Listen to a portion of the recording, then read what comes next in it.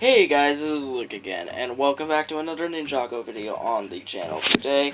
Now today, well, of course, I had to do this because I'm a Zane fan, so obviously I had to do this video at some time or another.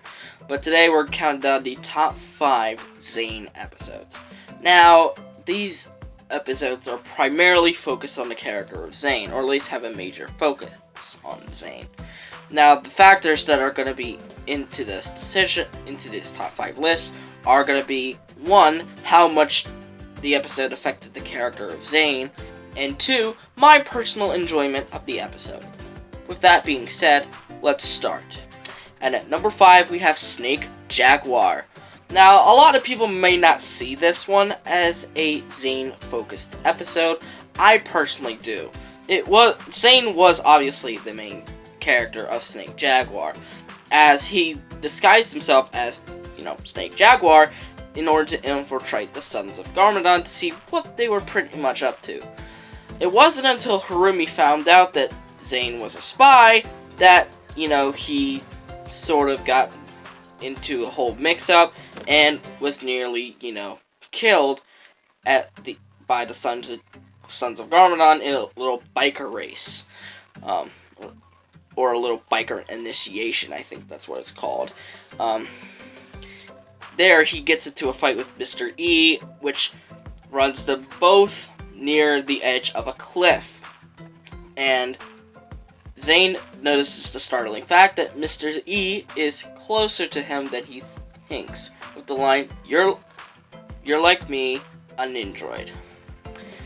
I personally like this episode. I really liked the setup for the whole Zane versus Mr. E fight, but the only bad thing about this episode is that because the Echo Zane being Mr. E storyline was scrapped, it sort of took away the gravitas of this episode. So that's why it sits here at the bottom. Number 4, we have The Last Voyage from Season 2. The Last Voyage doesn't really start off very Zane-like. It actually starts off pretty normal. Yeah, sure, there is a Zane moment in the first half with Zane losing his falcon, and he gets really upset about it.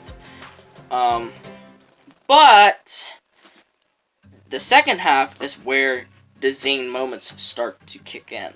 Zane reunites with his creator, Dr. Julian. And they have really sweet moments together. Like, their initial reuniting was very cool. And, Julian telling Zane how he was revived at the hands of Samukai, and that he basically had to work for him to build his vehicles. But the best moment of that episode is this one little scene in which Zane says that he wants to get his memory switch removed, and his father says, "No, you're perfect. You're already perfect. I like you how you already are." But Zane says there's no reason. There's just no reason for him to have a memory switch because he likes his life. And he doesn't want to forget Julian ever again. And Dr. Julian says, Don't worry, my son. We will both never forget." And the scene ends with an embrace of Dr. Julian and Zane. With Julian said that Zane was glad he found him, and that Zane was glad that Julian made him. That was one of the sweetest scenes I've ever seen in the entire show. It really developed a strong connection that Julian and Zane had, or at least rebuilt that strong connection. And I really liked this episode. This episode was extremely amazing. One of the better episodes of Season 2, in my opinion. And there was no flaws in it. The only reason it's down here is because, well, it wasn't really significant in Zane's character. Number 3, we have Home. I really enjoyed this episode a lot. it kind of hits a little close to home for me because of what this one scene. The scene I'm telling about, the scene I'm telling you guys about is when the ninja come back to the monastery only to find it up in flames, and they all blame Zane for it because Zane was the one that found the falcon earlier in the episode. Yeah, Zane earlier in the episode was wearing a pink apron, and he was confused why the others were laughing at him. They thought he was laughing because he actually cared about his cooking, and he just doesn't get it. This is definitely a perfect embodiment of what I was, and still am. Like, I didn't get it now, and sometimes I still don't get it now. I didn't get it then, and sometimes I still don't get it now. That's just part of my autism. But this one really hits home to me because this is a classic case of bullying, as I saw, and I was bullied pretty much a lot in my childhood. But as we know, that sometimes even the bullies can be forgiving. So at the end, the other ninjas forgive him for yelling at him, saying it was his fault, and this was really pretty good development for his character. That Zane isn't this random guy. He actually feels important to the team. But it isn't like very, very significant up here. Okay? But even though I really enjoyed this episode, the character development is just a little bit above the last Voyage. Number 2, we have Day of the Dragon from Tournament of Elements. Tournament of Elements was an okay-ish season. A lot of people say it's the best thing ever. I strongly disagree. But one of the better episodes from it was Day of the Dragon, in which there were some scenes in which Zane is lying in somewhere. I'm not sure where it was, like a thing. And he relives his nightmare about the ice dragon, and Pixel in his mind, after he shoved him out his her neural drive into his processor, he is scared of the ice dragon, even though the ice dragon from his nightmare isn't even there. And he doesn't remember who he was at first.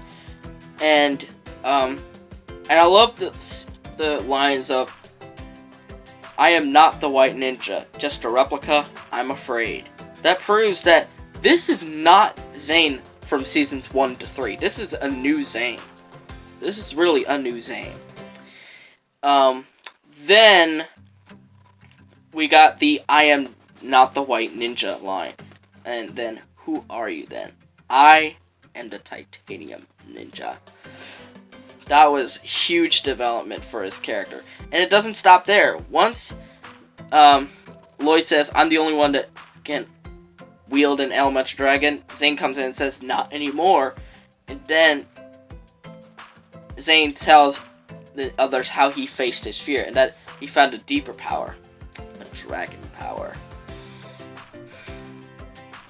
That proved that even in your deepest, darkest fears, you can find your inner strength, and you can rise from the depths of the darkness. That's basically a suicide awareness message right there. Even in the darkness, you can find inner strength, and you can come back. That was huge development for this character, and I really enjoyed this episode a lot. It's one of the better episodes of Tournament of Elements, despite me thinking it's an season. But then we come to number 1. But here's the thing. This is a first on the channel. Number 1 is a tie between 2 episodes. I wonder what these 2 episodes are. Number 1 is going to be shared by TikTok and the Titanium Ninja.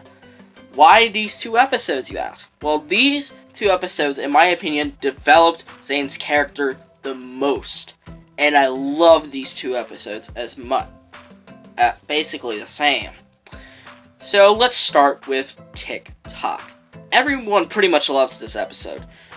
It's the episode of the biggest plot twist, arguably, in the show's history, with Zane revealing to be not human, but an android, and how he was so distraught by it, and he was just questioning himself. He didn't know what to do, and when he saw his friends in danger, he unlocked his true potential.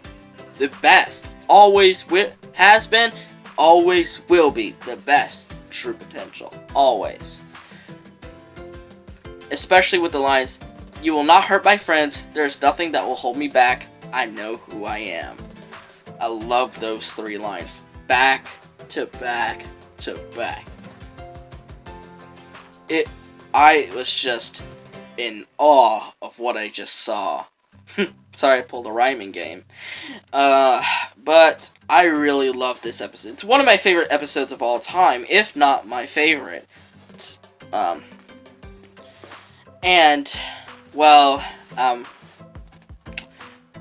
move on to Titanium Ninja. Well, this one isn't really a happy moment, as TikTok was, but more of a sad one.